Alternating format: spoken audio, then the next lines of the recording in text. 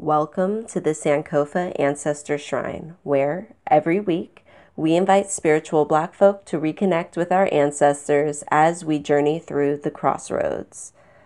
Please consider donating through patreon.com/Sankofa Shrine.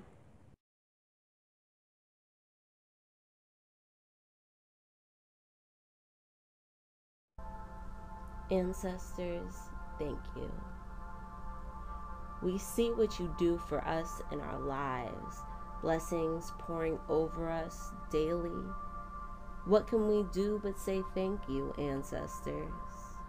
Please accept our thanks and gratitude for all the times you have inspired us and given strength in our everyday lives.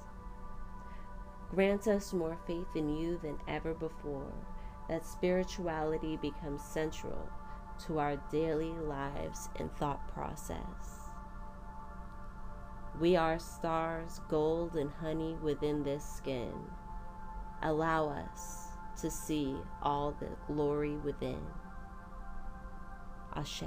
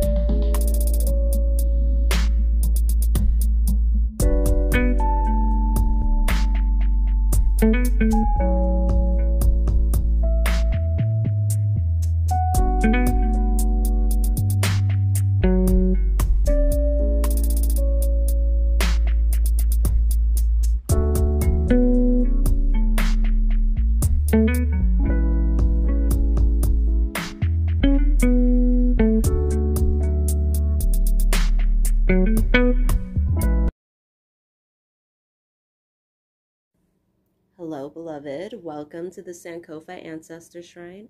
I'm your host, Sacred Woman Practitioner Tatami, and today we are going to first go over a little bit of history of African traditional religions. I went into this textbook I happen to own and found a little bit of information in here about African traditional religious practices in Africa, and as they relate a little bit to the rest of the diaspora.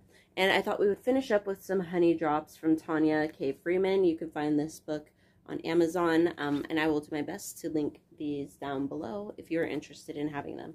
So the first one we're going to be looking through is this Africa and World History from Prehistory to the Present. It's the third edition is the one I happen to own. I believe I got this from a class I took, but this was, the copyright is from 2012 for this edition. So if you're looking for this, or you're interested in it, feel free.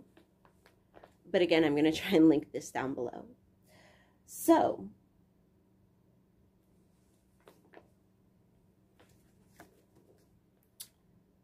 there are hundreds, if not thousands, of indigenous African religions. Despite their diversity, however, these systems share some root commonalities. First, unlike certain religious traditions that originated in the Middle East, African religions tend to be pantheistic rather than monotheistic. Thus, rather than imagining a single God who is all-powerful, African religions tend to see the power of the divine as diffuse. There may be only one true God, but that God's power is too distant and too powerful to even conceive. As such, it was manifested through a variety of lesser deities who specialized in specific tasks. Within Yoruba religion, for example, there is a high god, Oludumare, who is usually given credit for the creation of the world, humanity, and lesser divinities. For the Yoruba, this lesser gods are known as the Orisha, and each has its own special areas of power. For example, Ogun, the god of iron, was first the Orisha of blacksmiths and soldiers, but has in recent decades emerged as the patron of auto mechanics and taxi drivers. Now, see, I really think that part is so inspiring because it reminds you of all the different ways you can really use your mind to conceive of your own spirituality. So for ourselves, doing hoodoo, conjure, ancestor veneration, right? It's like when you think of Madame C.J. Walker, and you could think of her as somebody who works with hairdressers, right? Beauticians, because that is something that she had extreme skill in. But she would also be somebody who is good for the entrepreneur with drive, the entrepreneur who has sensibilities, and so those sort of things. And then there's also, so it's like there's the money aspect of it, there's the working as a beautician, and then there's just the femininity of everything, you know, there's her feminine qualities. So there's just so many different facets of an ancestor. And so, you know, even with Frederick Douglass, for example, he's a really interesting guy because, right, he was the most photographed black man of his time, the first of this, you know, country, and even in really photography, so far as I know. I know that in other countries they also had photography, but his was one of the most widely distributed as well. So somebody who does photography, somebody who gets their picture taken, somebody who's an orator, right? He was known for his oration. He was known for being a wise person. He was also known for fighting for abolitionists, right? He was also known for fighting for interracial marriages and such, relationships. So he has a lot of different facets to him that I think people can understand or draw into. And I don't think really actually his interracial stuff was that healthy, but I'm just saying he does have a few different facets, and so do most ancestors. Harriet Tubman, right? She has the healer part of her. She worked as a nurse. She worked as a cook as well for the Army. She worked as a fighter for the Army. Just in her work with the Army for the Civil War, she had so many facets of herself that came out, and the root worker in her came out when she was doing that healing work too. That was when she really got to apply that stuff that she had learned as a child, that, you know, you wouldn't, you know, you don't always know where it's going to come back, where these skills are going to come back. That's why it's so wonderful to see so many people in the community really trying to gain these spiritual skills, the physical healing skills, the you know, just the ways to heal yourself around the house at a cheaper way, because it's necessary, because we don't have the healthcare, right? And then we also are trying to keep ourselves as healthy as possible. So let's move on. Such a system should be familiar to many readers, because certain aspects of pantheism can be seen in the Christian Trinity, where Jesus Christ, who lived both as God and man, serves as the understanding intermediary between humans and the distant and stern God the Father. And especially in Catholic tradition, with its many saints who serve as specialized intermediaries between humans and God, which is why it was so not easy, but it was a way that people understood inherently throughout the diaspora to use those saints as stand-ins for certain spirits that you already understood or that you already were praying to. Because it's very interesting to note that when Black people gained their freedom through the Civil War, there was it was only 20% that were actually Christian at that point. Yes, they have been sitting in, you know, at the plantation at church, but the fact of the matter is that they did not consider themselves Christian. It wasn't a very welcoming environment. So it actually had to be it was a movement after the Civil War, after freedom, to convert everybody at that time. Before that, people were doing their own thing. They were hosting their own in their own praise houses. They were going to the forest by themselves. They were having their parties by themselves, their dances by themselves. Anytime that they could do their get-togethers, their praise dances, you know what I mean? It was all in private, and it wasn't really like people were feeling that welcomed. So yeah, typically the worship would just be done in private. Sufi Islam also allows for the intercession of saints between the believer and God. However, there's an important distinction between most African religions and Christianity or Islam, and that's the fact that African religions tend not to see the past and future as a conflict between good and evil.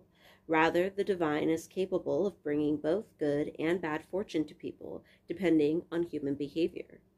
Few African religions have an evil devil who is the enemy of the high God, or who specializes in leading people astray. It is also important to distinguish pantheism from polytheism. Oh, before I move on, though, I did just want to say, yes, that is absolutely true. Most African religions, African traditional religions, both at the motherland and throughout the diaspora, tend to not have a devil. The gods themselves have duality in choice as to how to use it, depending on your respect level, your actions, how much work you're putting into your religion, and you know, whether, you know, and also how you're acting in real life, in real time. So this is a very distinct difference. Especially, it's hard for people, I think, when they convert. Sometimes they can forget, or you can get sucked back into it when Christians are accusing you of being of the devil or doing the devil's work or what have you. That's their thing. That's something they signed up for. It's not something you signed up for. It's not something you have to worry about. Keeping that in mind, I think, is really important. So it's important to distinguish pantheism from polytheism.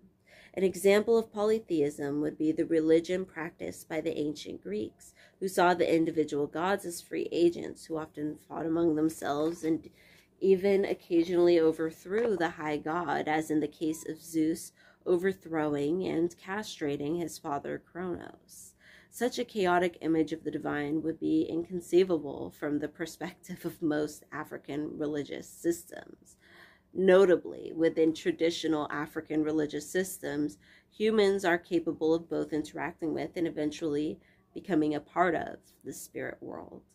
Many African religions incorporate a belief in spirit possession, wherein individuals can be temporarily inhabited by deities, which is not unlike what became to be known as being possessed by the Holy Spirit in Pentecostal Christianity.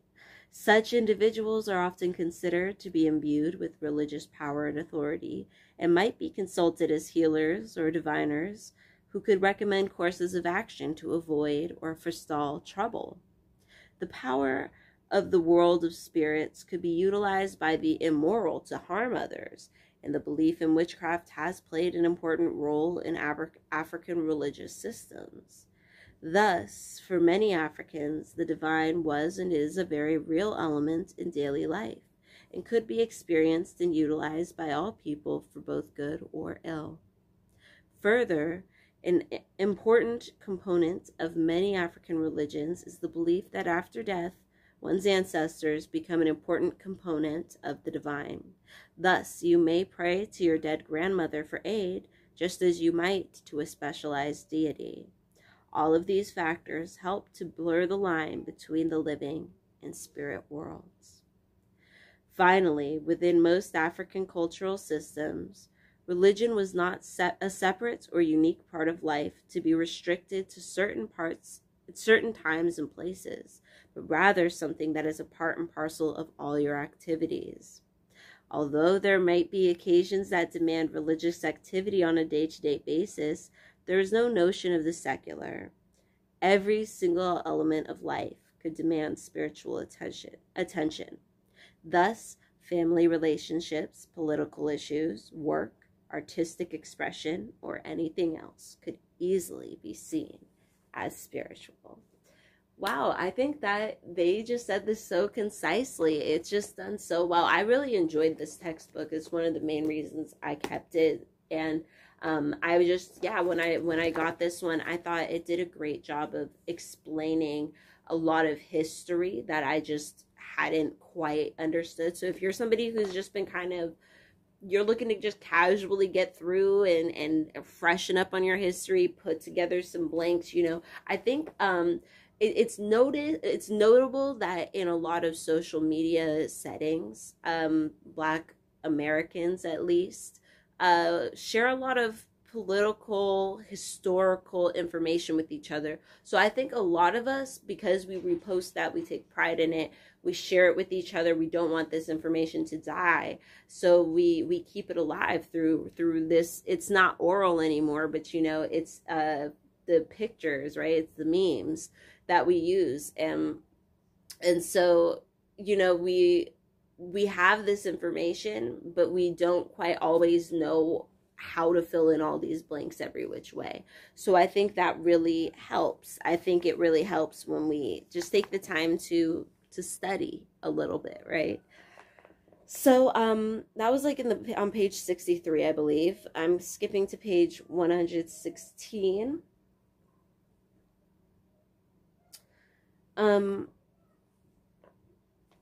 And so we're kind of just jumping into this chapter, which is a little bit about Islam, some of the conversion of Islam, and also the Africanization of all the religions that we have taken on, which, there is that argument from a lot of Christians that we've Africanized Christianity so much that it is a viable religion for people. And I'm not here to argue with anybody's religious beliefs at all, but that's kind of what this chapter is kind of getting into, is this idea of the conversion, what those conversions were about in Africa, and who was still maintaining their religion, because there is a very marked difference, even with Christian conversion and Islamic conversion as well, that there's certain people were converting and certain other people of the communities were not. And so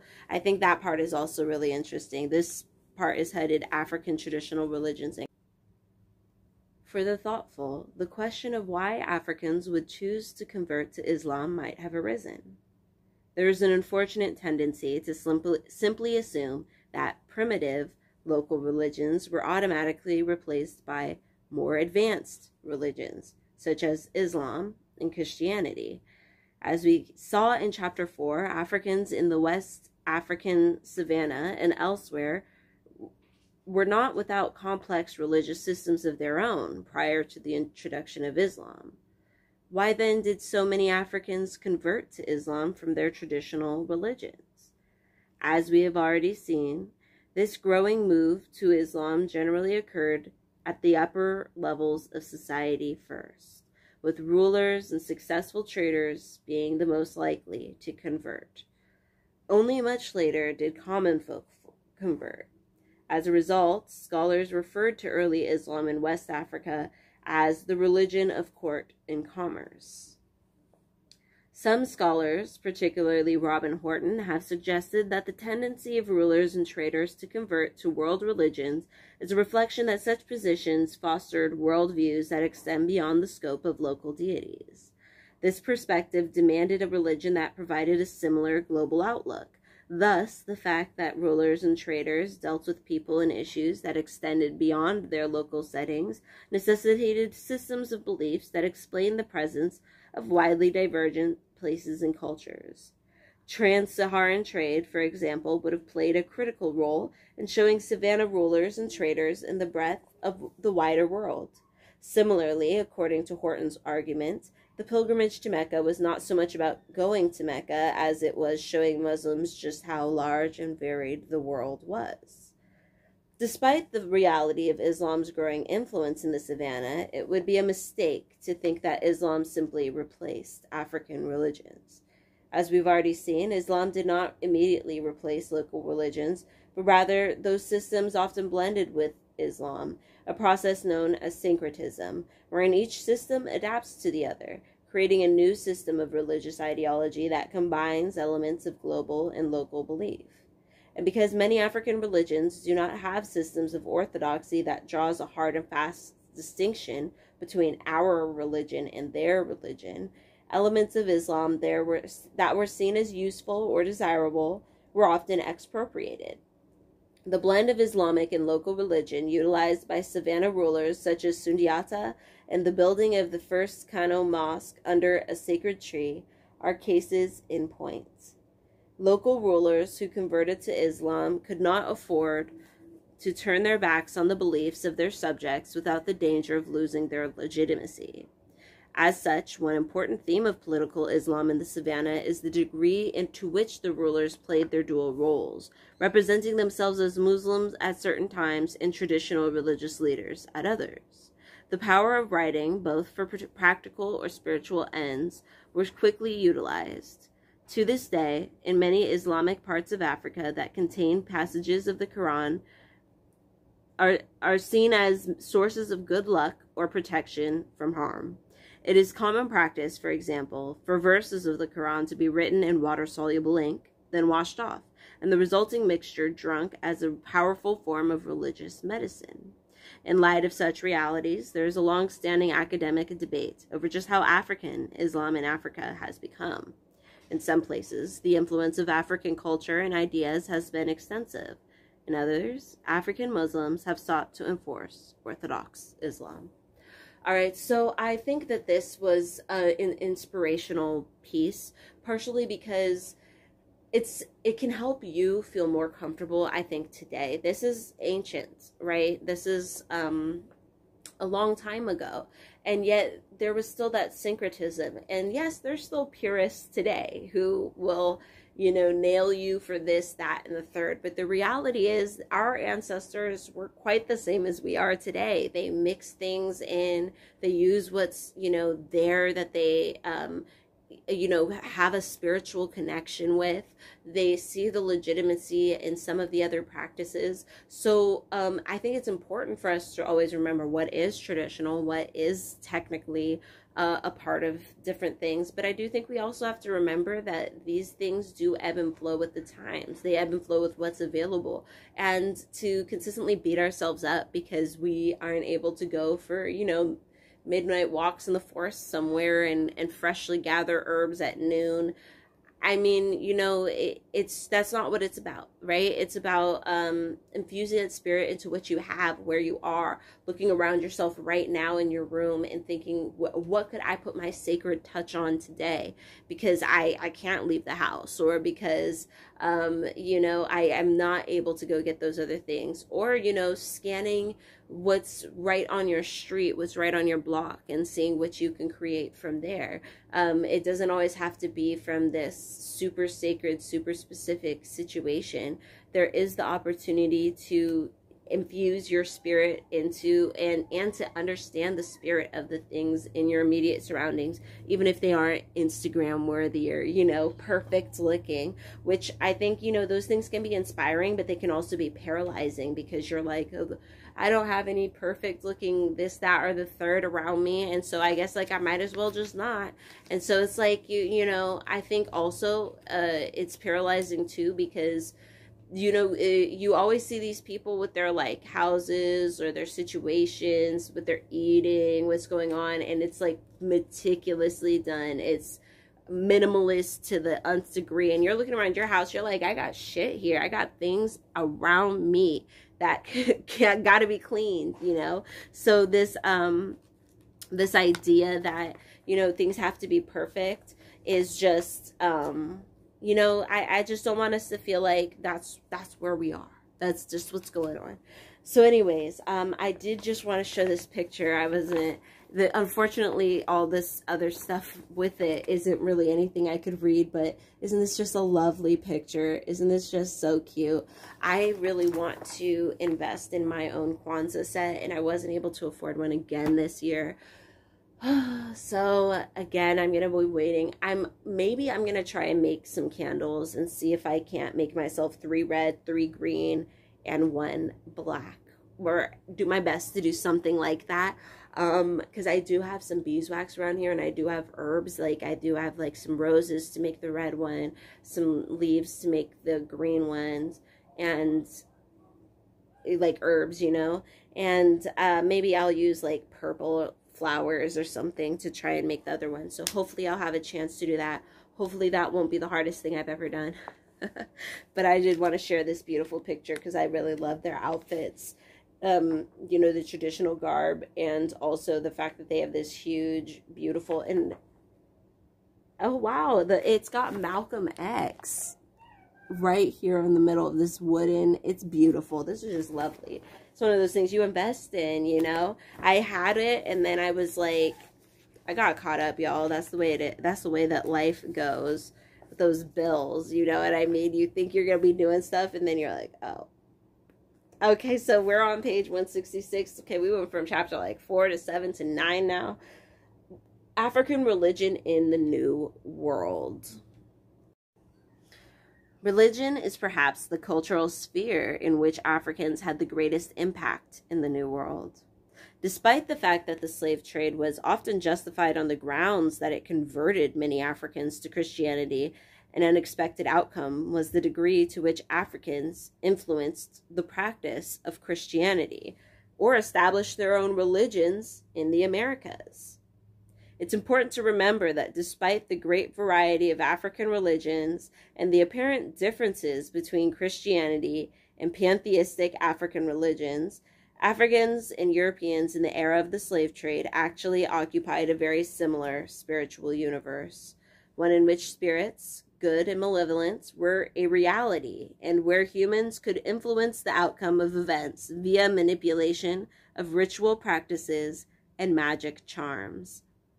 Honey, these Europeans were all up in our religions. That's what I mean when I'm like, it wasn't even like everybody just converted to Christianity. It was very different. You know, like a lot of Christians would prefer for the history to seem like that, like it was just all a come to Jesus moment, and then it got more equal as it went along.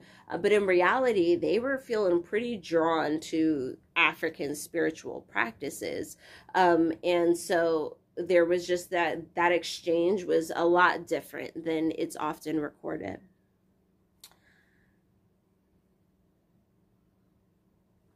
Ooh. Indeed, the acceptance by many European slave owners of the spiritual power of their slaves was a means by which Africans could influence and even occasionally control their owners.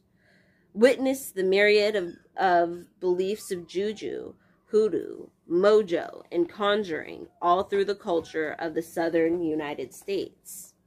Further, African systems of worship, which stress the role of possession by benevolent spirits and the active participation of the audience of worshipers, have had a powerful influence on the very practice of religion in the Americas. Africans did not only influence the practice of Christianity in the New World, though. Often they sought to transplant their own religious systems. The religions known as Santeria, Cuba, Macumba and Candomblé in Brazil, and Voodoo in Haiti and the southern United States are all African religions that managed to survive in the Americas. They did so by and large by assuming a veil of Catholicism, wherein Catholic saints took on the characteristics of African deities. This is a process often referred to as syncretism, a combining of two or more cultural or religious traditions. Religions such as Santeria are today spreading rapidly in the Americas, finding adherents among both African and European descended populations. So I have one more of these. Let's see. Oh, I think I went here to show. Oh, I did want to read this part. That's what it was. So this was about King Nzinga, Christianity, but I wanted to read this particular part about the Congo right here, because, and we're in chapter 10, page 180, if you happen to have this random textbook. The case of the Congo is in many ways unique. The Portuguese often sought to establish missions where they founded trading posts, but they were generally unsuccessful in converting the locals to Christianity. The port town of Wari in southern Nigeria saw a similar process of conversion of the local nobility, but it was a single town and of limited political influence in the region. The Oba of Benin showed some interest in Christianity, but appeared to have just been trying to curry Portuguese favor, because he never converted. In general, European attempts to convert Africans were unsuccessful and would remain that way until the 19th century. It took centuries. It really did. And it actually took a couple centuries here in America for even that to work here. It took the freedom. It took, it took the era of us having that freedom to do something, to choose something.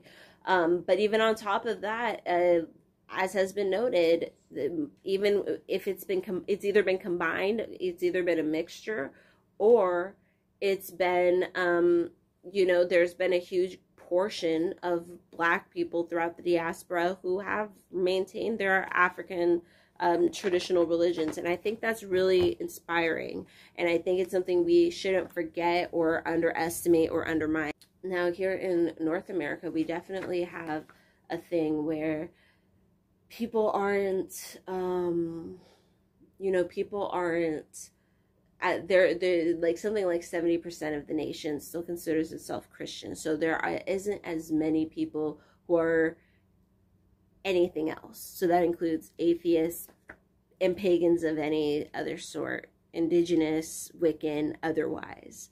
So we are kind of in the minority here, but keeping in mind that most people who practice forms of hoodoo, a lot of Christians, Black Christians do practice forms of hoodoo and root work because it is traditional, but they often won't call it that. They won't consider it that. So a lot of these traditions do live on, and it can feel very lonely here, but keeping in mind the broader perspective, the global perspective, is that we do have a lot of African people, and it is traditional for us to continue on these religions. So in Honey Drops, if you happen to have this book, it's very affordable and very sweet, and it just, you know, it will have these prompts at the top and some blank space.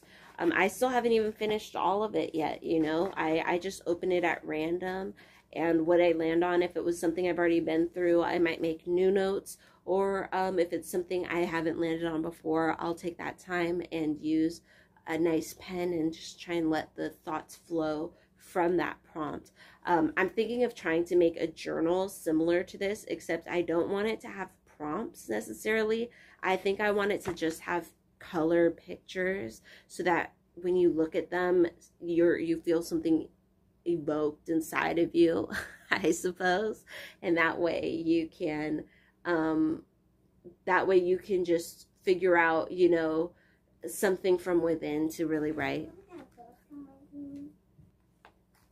All right, so the one I have is on page 27 for today, and it has this picture of this beautiful, you know, home, villa, hotel, something.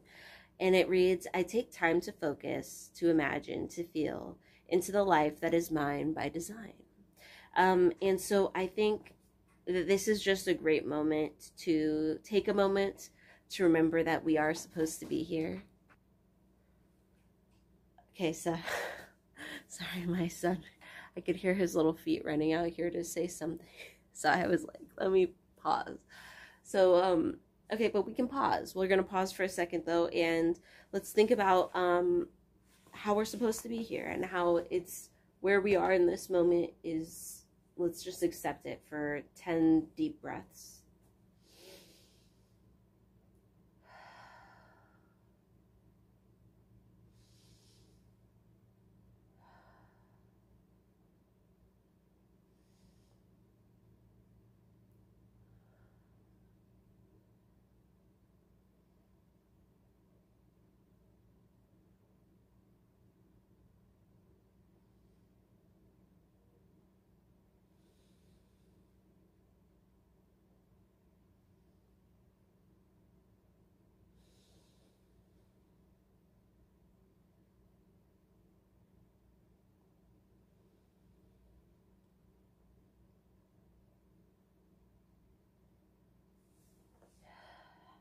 All right, I'm not gonna lie, I lost count. I was too busy thinking. All right, so this is a moment where we're content, but now we're going to think another 10 breaths. We're going to think about where we can logically take our lives to another place of better, and embracing all of those thoughts and moods and emotions that can bring us and imagine us to the life that we've designed for us. And this isn't for a life that's like, you know, billionaire, playboy, philanthropist type of thing. This is those things like the relationships we have, the contentment we have in those things that we are putting our time and energy towards, and making sure that when we do those things, you know, we're looking towards the thing. When we do things, we're doing them to get towards those things that we're envisioning as better, as more fulfilling in our lives. So let's think about at least one thing in our lives that we could be working on, that we could put our energy towards to be making it into what that ideal that we would want it to be. What could we be doing?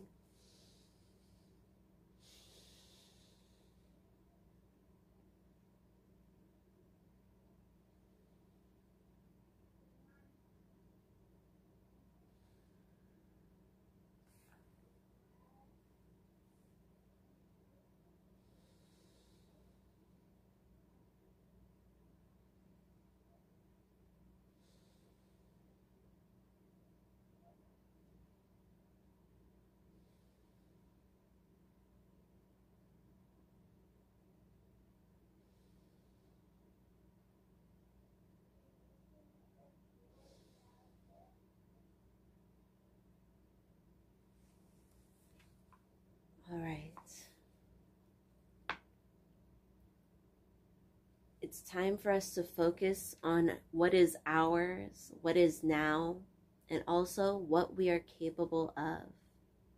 Embrace our own needs, moods, thoughts, and emotions. Embracing our own spiritual and physical state as it is right now, no changes. And feeling love and compassion for our greatest flaws. Knowing as we focus on each of these, we will be able to continue on our path to creating that better place that we have envisioned. That one where each of the facets of our lives that we feed into are something that also feeds back into us and fulfills us. Remember that we are not alone. The ancestors are behind us, and they always have been. And we can't forget to take the time to spend time with them and talk with them and feed them. Don't forget to ask them for your needs, as well as guidance towards getting to our greatest goals, to the life that is ours by design. All right, thank you so much, beloved, for joining me today. May your ancestors and spirit guides be with you at every crossroads, and I will see you next time.